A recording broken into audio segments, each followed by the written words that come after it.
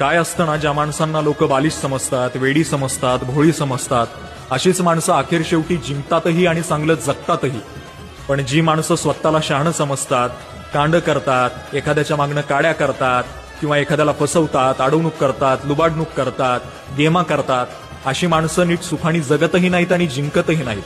कारण काय आहे ना, देव तुमच्यातला भोळापणा, तुमच्यातला निरागस भाव, तुमच्यातला प्रामाणिकपणा बघत असतो आणि कर्म हे नेहमी ना तुमच्यातल्या वाईट गोष्टी बघत असतो. जसं की तुम्ही केलेली एखाद्याची फसवणूक असेल, लुबाडणूक असेल, एखाद्याच्या केलेल्या काड्या असतील, आणि एकदा का एखादा माणूस कर्माच्या कचाट्यात सापडला की पुन्हा सुटका नाही. म्हणून तुम्हाला लोकांनी भोळं म्हटलं तरी चालेल, वेडं म्हटलं तरी चालेल किंवा बालिश म्हटलं तरी चालेल. काय ना, आजपर्यंतचा इतिहास आहे. वेड्या माणसांनी इतिहास लिहिलाय आणि शहाण्या माणसांनी तोच इतिहास वाचलाय. बरोबर आहे ना?